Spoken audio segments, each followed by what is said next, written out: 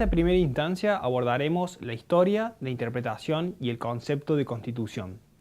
¿Qué es el derecho constitucional? ¿Qué es una constitución? ¿Cómo y cuándo nace el constitucionalismo? La constitución es el resultado de un movimiento histórico que conocemos como constitucionalismo, cuyo principal objetivo ha sido salvaguardar los derechos fundamentales de los individuos y resguardar su dignidad. Esta meta ha sido buscada a través de, entre otros tantos mecanismos, la división de poderes. El resultado concreto de este proceso es el Estado constitucional, caracterizado precisamente por la división y limitación del poder estatal en favor de las libertades individuales. El proceso histórico a través del cual se fue desarrollando el constitucionalismo moderno puede ser dividido en tres etapas principales: el constitucionalismo clásico, también denominado liberal, el constitucionalismo social y finalmente el constitucionalismo de los derechos humanos internacionalizados. Como ya han visto, cada uno de estos momentos se corresponde con un determinado periodo histórico a nivel mundial. Pero, ¿cómo creen que se llevaron a cabo en nuestro país? El periodo del constitucionalismo liberal fue receptado en nuestra primera constitución, la Constitución Nacional de 1853-60. Este texto es un fiel ejemplo del constitucionalismo liberal, que recepta los principales derechos fundamentales del individuo, como la libertad, la igualdad y el derecho de propiedad privada. Asimismo, se observa una estructura limitada del poder estatal, dividiéndolo en tres: poder ejecutivo, poder legislativo y poder judicial. El constitucionalismo social será receptado más adelante, en parte, con la reforma constitucional de 1957 y la incorporación del artículo 14 bis, que es un compendio de derechos sociales, específicamente de los derechos del trabajador. Finalmente, el último estadio del constitucionalismo, el denominado de la internacionalización de los derechos humanos, será receptado con la reforma de 1994. Esta reforma se caracterizó, entre otras tantas cosas, por la recepción de los derechos humanos fundamentales contenidos en instrumentos internacionales, que, además, se les dio rango constitucional, destacándose, entre otros muchos, la Declaración Universal de los Derechos Humanos, la Convención Americana de Derechos Humanos, más conocida como Pacto de San José de Costa Rica, el Pacto Internacional de Derechos Civiles y Políticos, el Pacto Internacional de Derechos Económicos, Sociales y Culturales, entre otros tantos que menciona expresamente la Constitución. Recordemos, además, que estas reformas constitucionales no sustituyeron el texto de 1853, sino que lo actualizaron, agregando nuevos derechos y garantías. Hasta aquí hemos visto la evolución del constitucionalismo. Pero, ¿qué es una constitución? El término constitución es un término multívoco, es decir, tiene varias significaciones. Es utilizado para referirse a diferentes fenómenos o realidades. El significado que aquí nos interesa puntualmente es que la Constitución es un documento normativo, un texto expresivo de normas jurídicas que formula y recoge la mayor parte de las normas materialmente constitucionales de un ordenamiento determinado. Este texto constitucional se distingue de otros documentos normativos, en particular de las leyes, por algunas de sus características. En virtud de su nombre propio, por ejemplo, el nombre de Constitución individualiza un singular documento normativo. En cualquier ordenamiento jurídico encontraremos no una pluralidad de constituciones, sino una sola constitución. En segundo lugar, la Constitución se distingue de las otras fuentes del derecho en virtud de su contenido característico, incluyendo, por un lado, normas que confieren derechos de libertad a los ciudadanos y, por el otro, normas que confieren poderes a los órganos del Estado. Muchas constituciones contemporáneas incluyen también una multiplicidad de normas de principio o de normas programáticas que contienen valores y principios que informan a todo el ordenamiento jurídico. En tercer lugar, la Constitución se distingue en virtud de sus destinatarios típicos. Sus normas se refieren principalmente a los órganos constitucionales supremos, esto es, el jefe de Estado, el Poder Legislativo, el Gobierno, la Corte Constitucional, etc.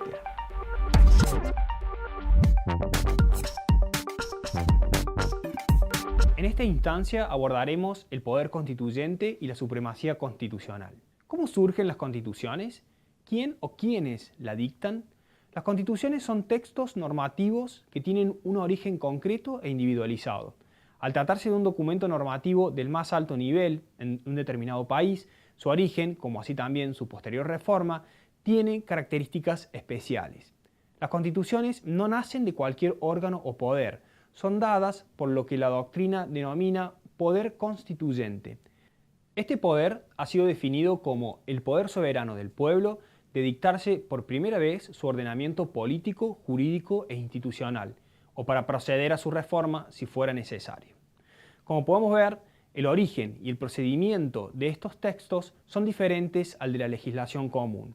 Esta distinción es muy importante porque en definitiva es la que nos permite decir que la Constitución es suprema y como tal se encuentra por encima de todo el ordenamiento jurídico. De acuerdo al concepto dado, el poder constituyente puede ser clasificado en originario o derivado. Teniendo en cuenta estos conceptos, ¿en qué momento creen que se ejerció el poder constituyente originario en nuestro país? ¿Y el derivado se ejerció alguna vez? Efectivamente, el originario se ejerció con la sanción de la Constitución Nacional en 1853 y el derivado a través de sus sucesivas reformas en 1866, en 1898, en 1949, en 1957 y en la última reforma, operada en 1994. Es importante que tengamos presente que el poder constituyente es diferente de los poderes constituidos. El primero es el ejercicio de soberanía popular de la más alta raigambre, mientras que los segundos, los poderes constituidos, son poderes precisamente creados por el primero y su función primordial es asegurar la vigencia de la Constitución. La Constitución, al ser la ley suprema, requiere de un procedimiento especial para ser reformada o modificada. Esta tarea está a cargo de lo que hemos denominado poder constituyente derivado. En este sentido, la misma Constitución Nacional establece en su artículo 30 que puede reformarse en el todo o en cualquiera de sus partes. La necesidad de reforma debe ser declarada por el Congreso con el voto de las 2/3 partes de sus miembros, y una vez declarada la necesidad, la reforma será efectuada por una convención convocada al efecto. El procedimiento se divide en dos etapas, la etapa preconstituyente y la etapa constituyente propiamente dicha. La primera etapa, la preconstituyente, la necesidad de la reforma debe ser declarada por el Congreso de la Nación con el voto de las 2/3 partes de sus miembros. Esta declaración debe contener los límites materiales, es decir, los artículos a reformar y o suprimir del texto constitucional, el límite temporal, esto es, el tiempo máximo que tiene para cumplir con la tarea reformadora, la cantidad y forma de elección de los convencionales constituyentes, el lugar de deliberación, el presupuesto con el que contará la convención, entre otras cuestiones. Concluida esta primera etapa, se da inicio a la segunda, que es la etapa constituyente propiamente dicha. Esta tarea, como vimos, está a cargo de la Convención Constituyente, cuerpo colegiado especialmente electo por el pueblo según el límite material y temporal impuesto por el Congreso. En su tarea, la Convención tiene dos tipos de límites. El primero de ellos es el límite material, que se refiere a los temas o puntos que puede modificar. La Convención solo puede reformar, modificar y o suprimir aquellos puntos o temas indicados por el Congreso y no otros. Si bien el Congreso determina qué es lo que se puede reformar, la decisión de hacerlo o no reside en última instancia en la propia Convención, dado que ésta es soberana. Asimismo, el Congreso puede indicar qué puntos pueden modificarse, pero no puede indicar cómo deben modificarse. El segundo límite que tiene la Convención es el límite temporal. Si el Congreso ha fijado un plazo determinado a la Convención para realizar la reforma, ésta no puede hacer reformas válidas después de vencido ese plazo. Este particular procedimiento para reformar la Constitución, rodeados de recaudos y requisitos que complejizan el sistema, tiene como finalidad precisamente evitar que mayorías circunstanciales puedan modificar, cambiar en cualquier momento el texto constitucional y responde, en última instancia, al principio de la supremacía constitucional. Eso significa que la Constitución, en cuanto ley suprema, se encuentra en el vértice de la pirámide jurídica y todo el ordenamiento jurídico debe adecuarse a ella. Este principio está expresamente contenido en el artículo 31, que establece: esta Constitución, las leyes de la Nación que en su consecuencia se dicten por el Congreso y los tratados con las potencias extranjeras son la ley suprema de la Nación. De este artículo se desprende que la ley suprema de la Nación está conformada por un bloque donde la Constitución Nacional, las leyes dictadas en su consecuencia y los tratados con potencias extranjeras tienen la misma jerarquía. A partir de la reforma constitucional de 1994, la supremacía constitucional puede describirse de la siguiente manera. En primer lugar, la Constitución Nacional y los tratados internacionales de derechos humanos, enumerados en el artículo 75, inciso 22, y otros que se incorporen según el procedimiento establecido en este mismo artículo. En segundo lugar, todo otro tratado internacional. En tercer lugar, las leyes de la nación dictadas en consecuencia de la Constitución Nacional y reglamentos al efecto. Y finalmente, el orden jurídico provincial.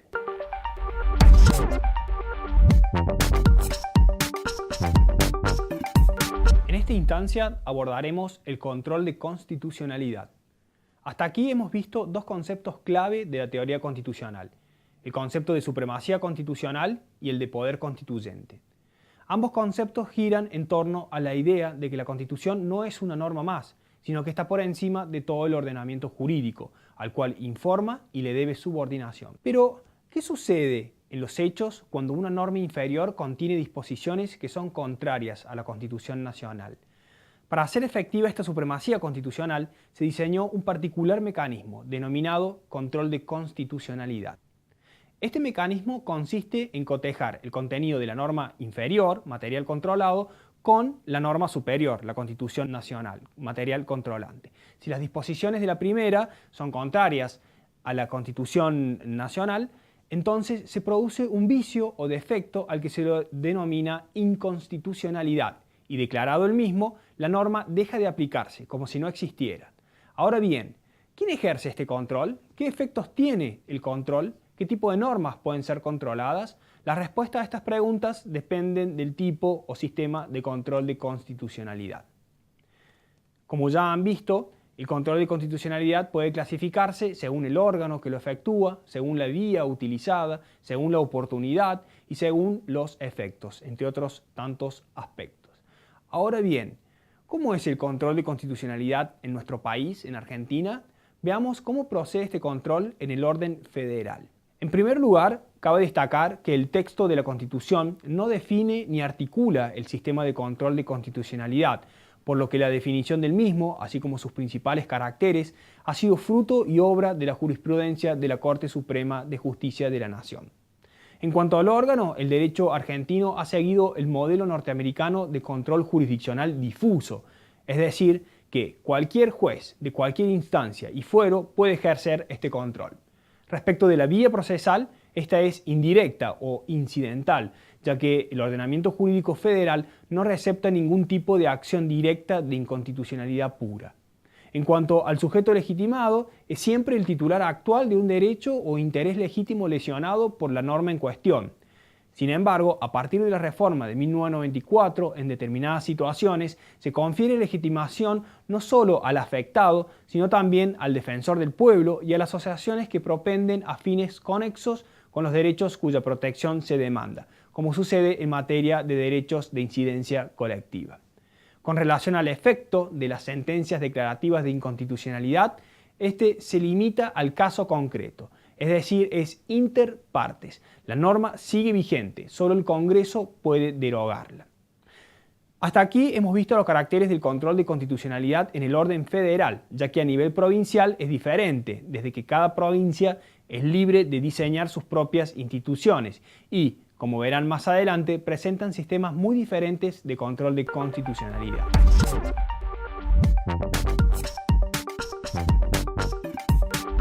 En esta oportunidad abordaremos el control de constitucionalidad de una reforma constitucional. Hemos analizado hasta aquí la evolución y el concepto de constitución y la importancia que esta norma tiene en todo ordenamiento jurídico a través de dos conceptos clave: la supremacía constitucional y el poder constituyente. También hemos analizado un mecanismo especialmente diseñado para proteger la Constitución y hacer efectivo su cumplimiento y asegurar su supremacía dentro del ordenamiento jurídico, lo que conocemos como control de constitucionalidad. Ahora bien, a continuación vamos a presentar un tema de suma importancia para la teoría constitucional. Se trata de uno de los temas más controvertidos en la doctrina y en la jurisprudencia, que es el control de constitucionalidad de una reforma constitucional. ¿Qué sucede si una norma incorporada al texto constitucional mediante una reforma constitucional resultase incompatible con otras normas de la propia Constitución? ¿Puede el Poder Judicial controlar lo realizado por la Asamblea Constituyente? ¿Puede un poder constituido revisar lo actuado por un poder constituyente? Recordemos la importancia de esta distinción entre poder constituido y constituyente y la superioridad del segundo sobre el primero. Esta cuestión ha planteado innumerables debates en la doctrina y en la jurisprudencia, no solo de nuestro país, sino también en todo el mundo. A estos interrogantes encontramos respuestas distintas, tanto en la doctrina como en la jurisprudencia. Con respecto a la doctrina, esta se ha dividido en dos grandes grupos, entre aquellos que se inclinan por la tesitura de la posibilidad del Poder Judicial de revisar lo actuado por la Convención y entre los que se posicionaron en contra de esta posibilidad, sosteniendo básicamente que un poder constituido no puede revisar lo realizado por el poder constituyente. En cuanto a la jurisprudencia, encontramos dos importantes fallos de nuestra Corte Suprema que trataron específicamente esta cuestión. El primero de ellos fue el caso Fait de 1999 y el segundo, mucho más reciente, del año 2017, el caso Schifrin. En el primer caso, el caso Fait, se origina a partir de que el ministro de la Corte, Carlos Fait, planteó una acción de inconstitucionalidad del tercer párrafo del inciso cuarto del artículo 99 de la Constitución Nacional y de la disposición transitoria 11ª, ambas normas incorporadas en la reforma constitucional de 1994. Esta disposición establece que se requiere un nuevo nombramiento para aquellos magistrados que han cumplido la edad de 75 años. Partiendo de diferentes argumentos, la Corte finalmente declaró inconstitucionales estas dos normas constitucionales incorporadas en la reforma de 1994. Fue un hecho histórico porque fue la primera vez en nuestra historia que un constitucional declara inconstitucional una norma de la propia Constitución Nacional. El principal argumento de este fallo residió en una cuestión formal. Básicamente, la Corte sostuvo que la Convención se extralimitó en sus funciones al incorporar este dispositivo, ya que, sostuvo, la garantía de inamovilidad de los jueces no aparece expresa ni implícitamente como materia objeto de reforma constitucional. En el segundo fallo de la Corte, el caso Schifrin de 2017, se discutió la validez de la misma cláusula impugnada allá en el caso Fait. Pero, a diferencia del primer caso, en este la Corte abandonó su doctrina y por tanto devolvió la validez a la única norma de nuestra Constitución Nacional que fuera declarada nula. En este caso, la Corte entendió que la ley de declaración de la necesidad de reforma, al habilitar a la Convención a actualizar las atribuciones del Congreso y del Poder Ejecutivo, incluyó los diversos componentes del proceso de designación de los jueces federales que impera en nuestro país. Por lo tanto, la Convención actuó dentro de sus competencias. Además, y tal vez lo más importante de este fallo, la Corte sostuvo que es competencia de ella revisar lo actuado por una convención reformadora, el poder constituyente derivado, no solo respecto de la forma, es decir, el procedimiento empleado, sino también respecto del contenido, es decir, respecto de la materia objeto de reforma. En este sentido, la Corte sostuvo que la convención constituyente representa la voluntad del pueblo, pero en un Estado constitucional de derecho está limitada por el contenido pétreo de la Carta Magna. De este modo, una convención futura no podría derogar la estructura básica del sistema de poder constitucional ni los derechos humanos ya consagrados. En conclusión, si bien en el caso Schifrin la Corte abandona su postura adoptada en el caso Fait, termina por ir más allá, por cuanto reconoce que ella puede revisar lo actuado por el poder constituyente derivado no solo respecto de cuestiones formales, sino también respecto del contenido.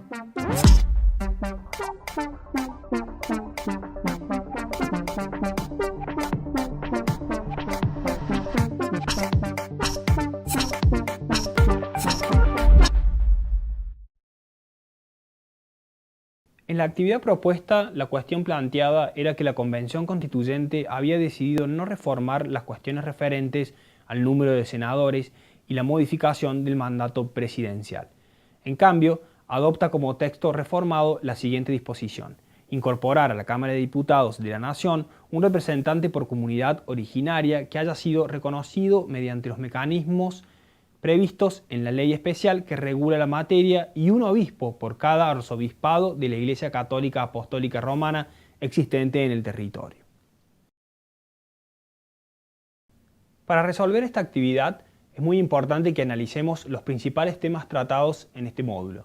poder constituyente y sus límites, el proceso de reforma constitucional, el control de constitucionalidad y los precedentes de la Corte Suprema sobre estas temáticas. De su lectura conjunta te resultará fácil responder a estos interrogantes. Respecto a la primera consigna, la ley que declara la necesidad de reforma puede establecer qué temas serán debatidos y, en consecuencia, ello constituye en sí mismo un límite infranqueable para la Convención.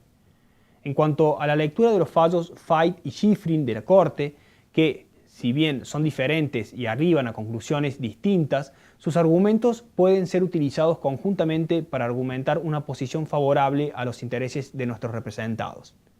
Respecto de la interpretación sistemática del texto constitucional, podemos llegar a la conclusión de que es perfectamente posible, ya que no hay disposiciones que prohíban tipos de representación de diferentes grupos minoritarios en la Cámara de Diputados. Por último, también debemos aplicar una interpretación sistemática para concluir que no sería constitucional prever la representación en el Poder Legislativo Nacional de una sola religión, porque ello atentaría contra el principio de la igualdad de cultos.